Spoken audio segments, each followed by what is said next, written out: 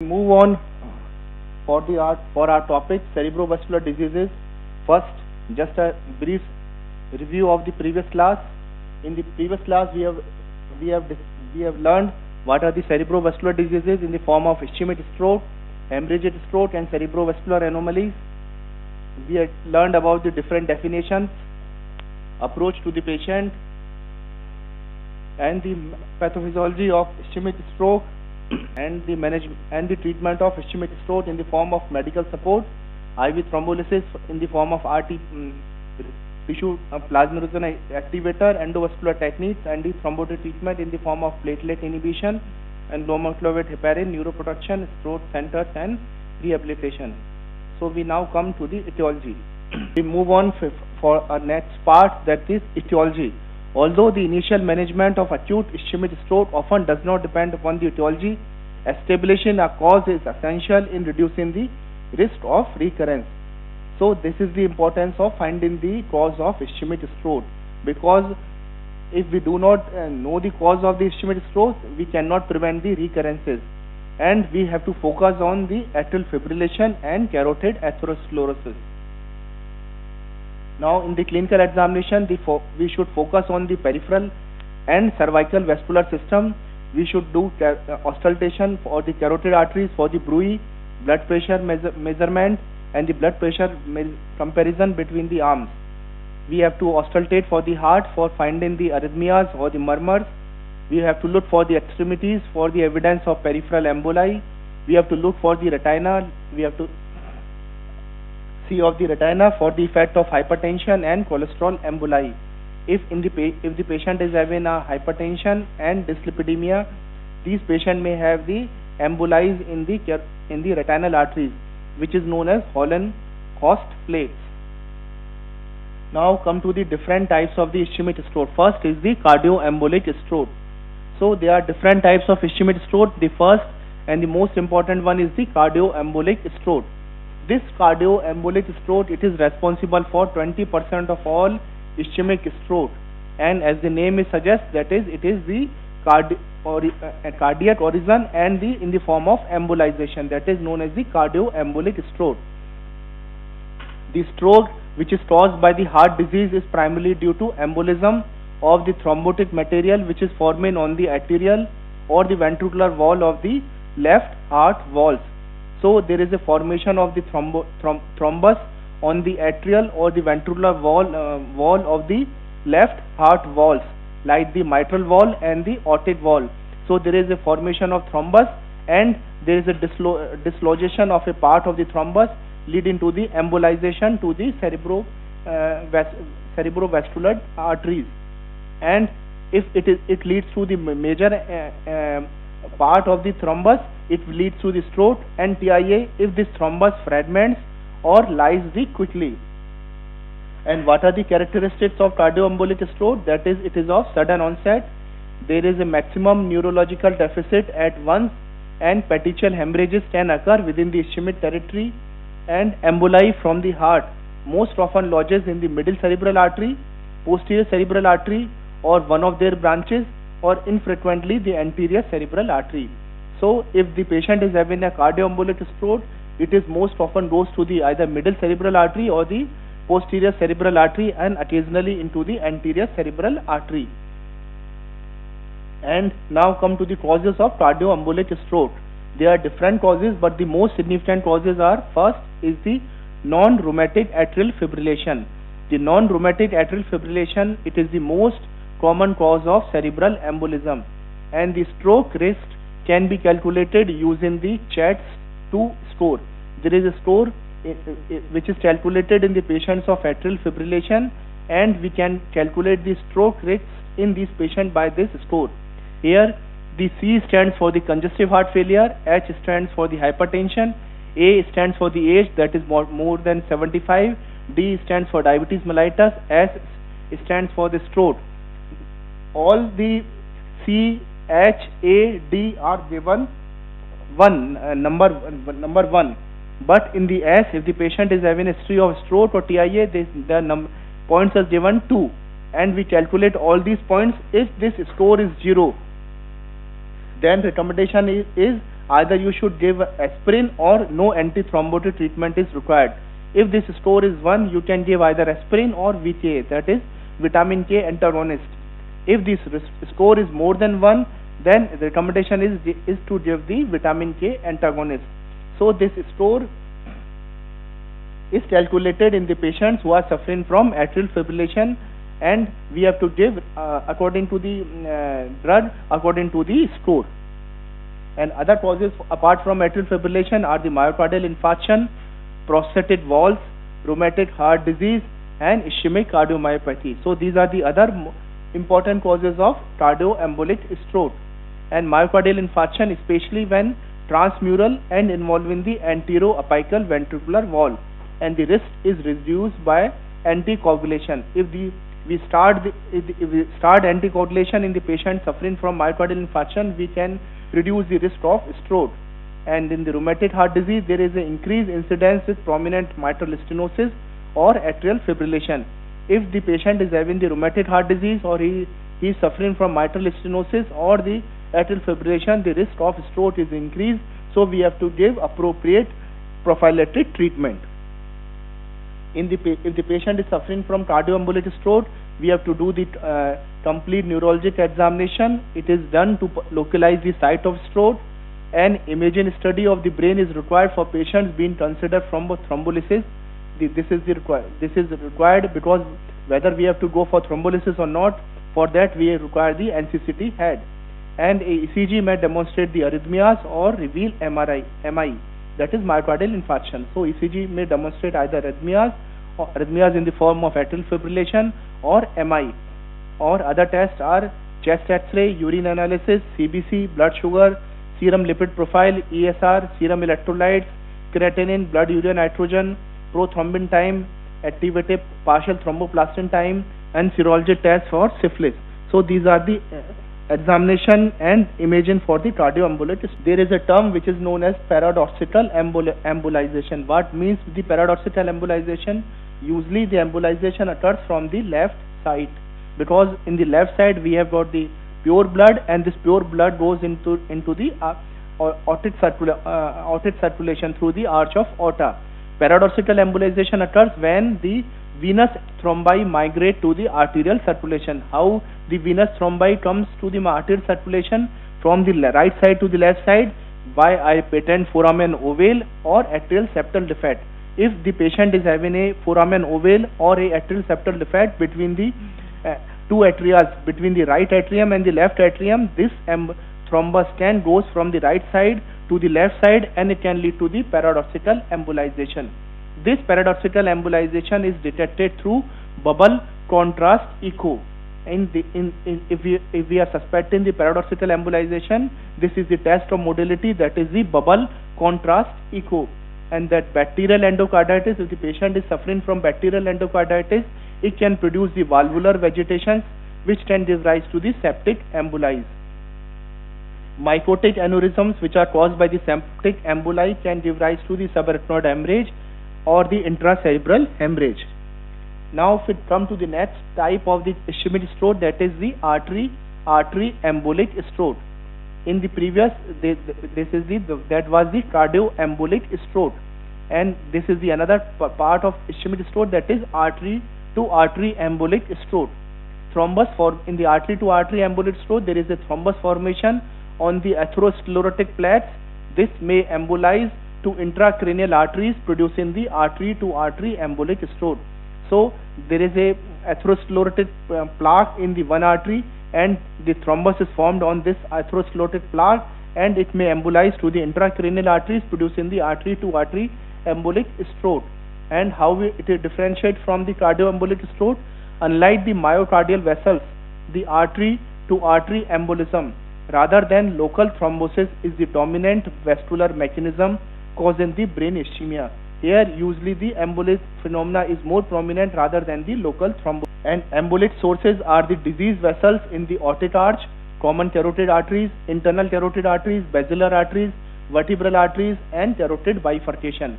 So in these part of the arteries, embolization may occur to the intracranial arteries, and the most common source is the carotid bifurcation. And the types of artery to artery embolic stroke is, first is the carotid atherosclerosis. So there is a formation of atherosclerotic plaque in the carotid arteries.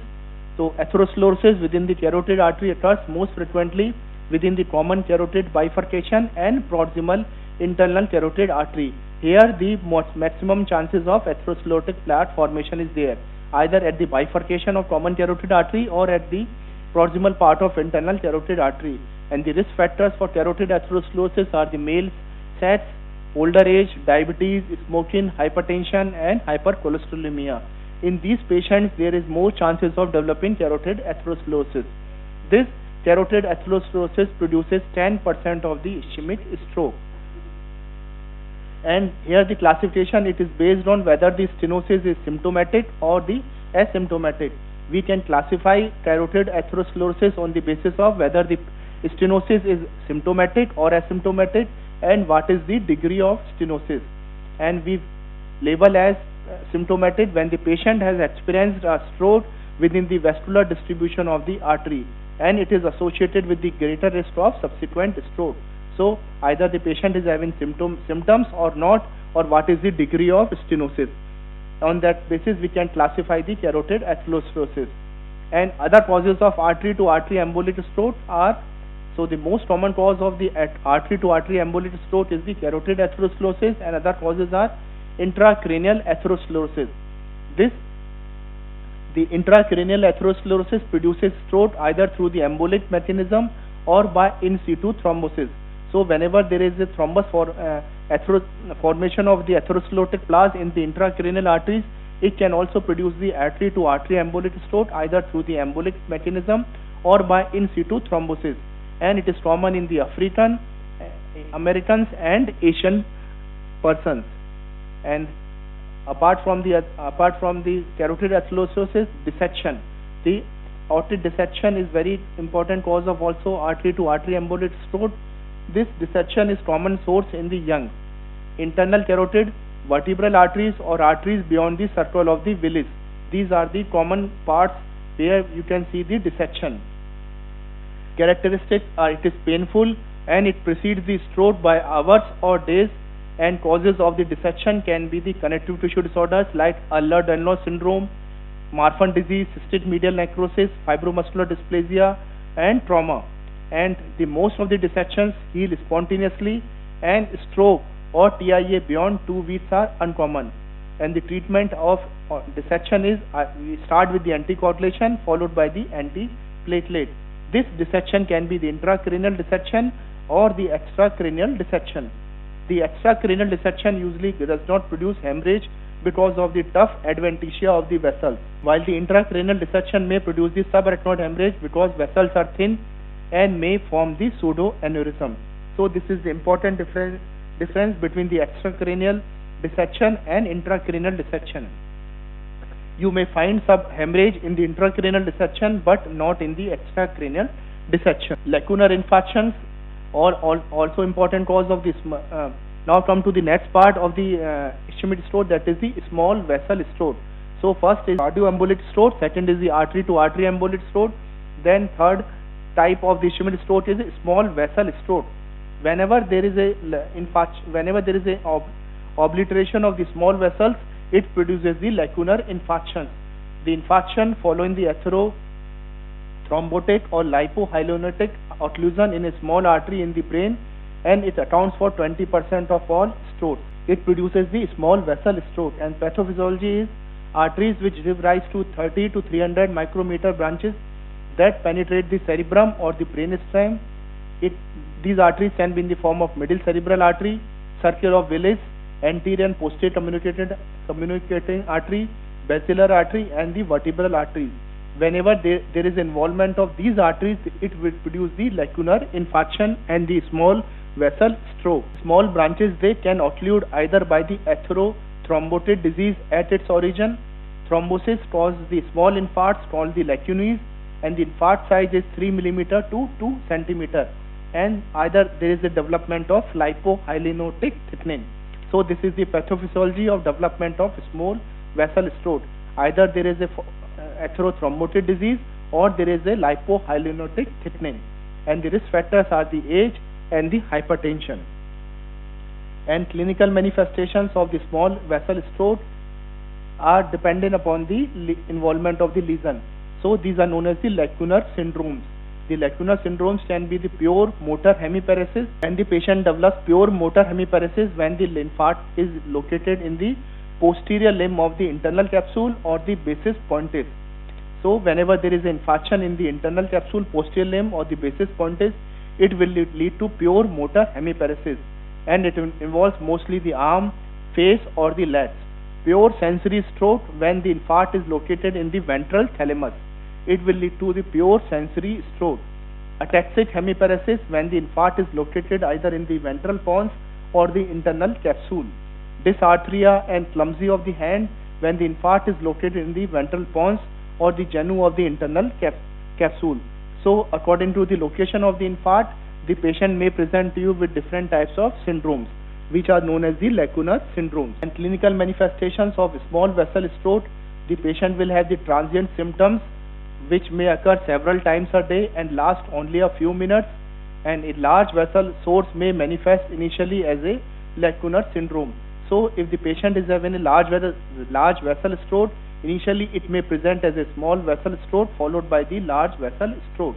And the secondary prevention is through the risk factor modification, and the principal risk factor is the hypertension, so we have to control the hypertension adequately. And these are some less common causes of stroke. We will discuss one by one in very short. First is the hypercoagulable disorders, venous sinus thrombosis, sickle cell anemia, fibromuscular dysplasia, temporal giant cell arteritis, necrotizing granulomatous arteritis, primary central nervous system vasculitis, drugs, Moya disease, reversible posterior leukoencephalopathy, leukoariosis or periventricular white matter disease, or CADASIL. So these are the less common causes of stroke, but the important causes are the cardioembolic stroke, artery to artery embolic stroke, and the small vessel stroke, and these are the less common causes of stroke. First is the hypercoagulable disorder. So as the name suggests, if the patient is having some hypercoagulable disorder, it may lead to the stroke. It primarily causes increased risk of venous thrombosis and therefore may cause the venous sinus thrombosis. In hypercoagulable disorder, usually you will get the venous thrombosis rather than the arterial thrombosis, but certain hypercoagulable disorder can produce arterial thrombosis also, like the protein S deficiency or homocystinemia.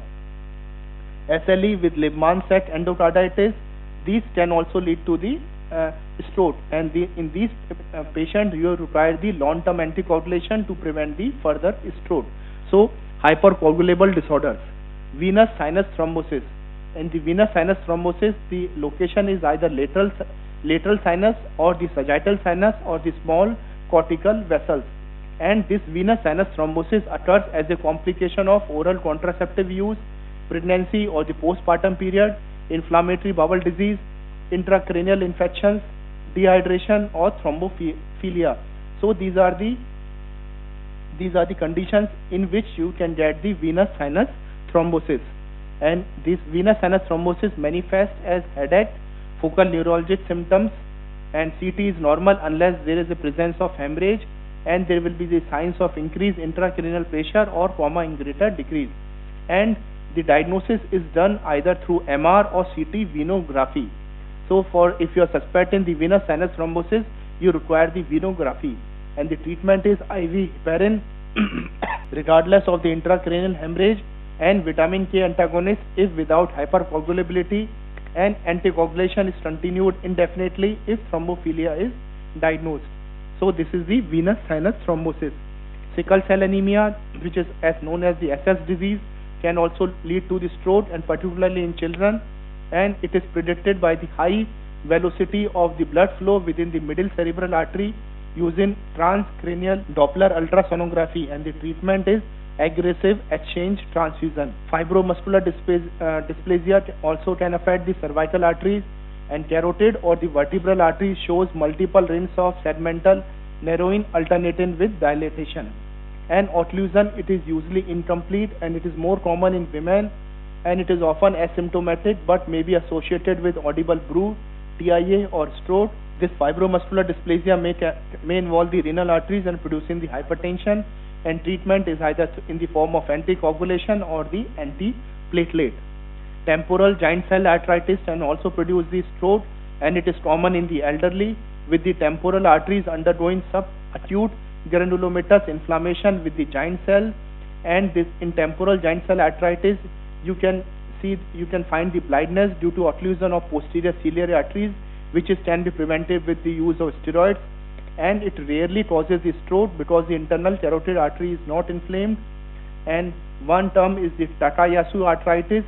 The Takayasu arteritis is known as the idiopathic giant cell arteritis, which involves the great vessels arising from the aortic arch, and it may produce the carotid or the vertebral thrombosis. Necrotizing or the granulomatous arteritis, it occurs alone or in association with generalized polyarteritis nodosa or granulomatosis with polyangiitis, which was known as initially Wagner's granulomatosis. The new name of Wagner's granulomatosis is granulomatosis with polyangiitis, and it involves the distal small branches of the main intracranial arteries, and it produces small ischemic effects on the brain, optic nerve, and the spinal cord. And if you do the CSF, you will get the pleocytosis or the increased protein level. Primary central nervous system vasculitis, it can also produce the stroke. It is a rare cause of stroke. It affects usually small or medium sized vessel, and there is without apparent systemic vasculitis. It can follow the postpartum period and are self-limited, and the differential diagnosis includes inflammatory and the non-inflammatory causes. Drugs can also produce the stroke like amphetamines or cocaine. They can produce the stroke by the acute hypertension or drug-induced vasculopathy. Other drugs like phenylpropanolamine, cocaine, meth, amphetamine, they are linked with intracranial hemorrhage. So these drugs can produce the ischemic stroke as well as the hemorrhagic stroke also. And Moyamoya disease is occlusive disease which involves the large intracranial arteries, especially the distal internal carotid artery, stem of the middle cerebral artery, and the anterior cerebral arteries. The lenticulostriate arteries, they develop rich collateral circulation around the occlusive lesion, which gives the puff of smoke impression. So in the MRI you will get the puff of smoke impression. This is characteristic of Moyamoya disease. It is common in the Asian children or young adults, but appears the same in adults with atherosclerosis associated with diabetes. And treatment of Moyamoya disease is anticoagulation is risky, and you have to go for surgical bypass of extracranial arteries, carotid arteries to the dura or middle cerebral arteries may prevent the stroke and the hemorrhage. One is the PRES, which is known as posterior reversible stroke, also known as the reversible posterior leukoencephalopathy, known as the PRES syndrome, posterior reversible encephalopathy syndrome. This PRES or reversible posterior leukoencephalopathy can occur in head injury, seizure, migraine, sympathomimetic drug use, eclampsia, and postpartum period. So these are the situations in which you can get the PRES, and it may involve the widespread cerebral segmental vasoconstriction and edema, manifestation in the form of headache, fluctuating neurologic symptoms, especially the visual, and this ischemia reverses completely. So this is the prognosis that is good with the PRES. Another less common cause of stroke is leukoariosis, also known as periventricular white matter disease. It is the result of multiple small vessel infarct within the subcortical white matter, and the CT or the MRI shows the white matter injuries around the ventricles within the corona radiata, and you can get the lacunar infarctions. It is caused by the chronic hypertension, which leads to lipohyalinosis of the small penetrating arteries within the white matter, and it may lead to subcortical dementia syndrome, which may be prevented or delayed with the antihypertensive medication. And last part of the stroke, or which is also less common, is CADASIL, that is the cerebral autosomal dominant arteriopathy with subcortical infarcts and leukoencephalopathy. It is an inherited disorder which presents as small vessel stroke, progressive dementia, extensive white matter changes seen in the MRI. Manifestation: patient will present to you with migraine with aura, transient motor or sensory deficit. Onset is usually in the 4th or 5th decade of life, and it is caused by mutation in the notch 3. So this is about the CADASIL. Now come to the next part, that is TIA, transient ischemic attack. So these are the TIA means, that is the stroke episodes which last only briefly, and the standard definition of duration is less than 24 hours. When we label the stroke as TIA, when the patient's stroke recovers fully within the 24 hours. But most of the TIAs, so the patient of TIA can manifest up to the 24 hours, but usually the TIAs last less than 1 hour and has got the similar causes as the ischemic stroke, and it may arise from an emboli to the brain or an in situ thrombosis. So TIA may be either through embolic phenomena or through the in situ thrombosis. And newer definitions of TIA categorize those with new infarct as having the ischemic stroke rather than TIA, regardless of the symptom duration.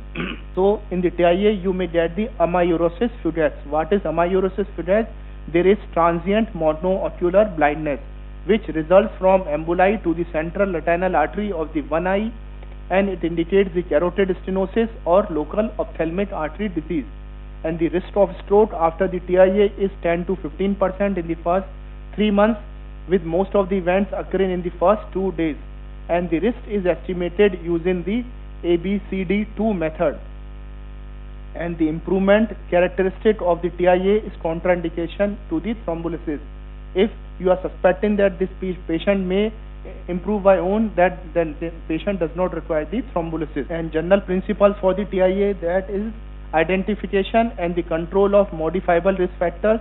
It is the best strategy to reduce the burden of the stroke. And there are certain risk factors for prevention of the stroke and TIA, that is the atherosclerotic risk factors like older age, family history of thrombotic stroke, hypertension, tobacco smoking, abnormal blood cholesterol, prior stroke or TIA, cardiac conditions, oral contraceptives and hormone replacement therapy, hypercoagulable state, and the diabetes. So these are the risk factors which can lead to the stroke and TIA. And the treatment of the stroke and TIA is through antiplatelet agents. These antiplatelet agents, they inhibit the formation of intra-arterial platelet aggregates, and the most commonly used of antiplatelet agents is the aspirin. Other agents can also be used like clopidogrel, dipyridamole and ticlopidine. These are the antiplatelet agents which can be used for the primary and secondary prevention of stroke and TIA. Apart from the antiplatelet agents, we can use the anticoagulation therapy. And the anticoagulation therapy, it is safe for patients with chronic non-rheumatic atrial fibrillation and to prevent the cerebral embolism. And 3 months of course of anticoagulation when there is a Q wave infarction, substantial left ventricular dysfunction, congestive heart failure, mural thrombosis or atrial fibrillation. So the anticoagulation therapy can also be used in the patients for stroke, prevention of stroke and TIA. And in the treatment for carotid atherosclerosis is it can be removed surgically or it can be mitigated with endovascular stenting with or without balloon angioplasty. So the treatment of carotid atherosclerosis either through the endovascular techniques. So this is all about the ischemic stroke. We will learn the stroke syndromes and the hemorrhagic stroke and the other anomalies in the other class.